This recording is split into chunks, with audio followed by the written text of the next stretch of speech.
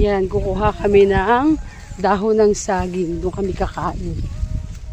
Ayun na maganda. Ito na lang? Yan. Yan si Denden. Kahit alin dyan. Isa lang? Dalawa. O, diba?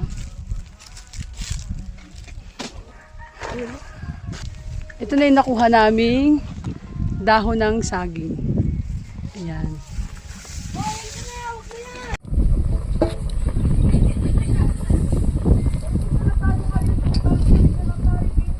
Di ba tayo kakain muna?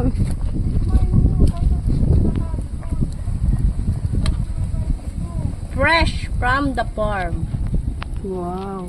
Masarap talaga tumira sa kabundukan.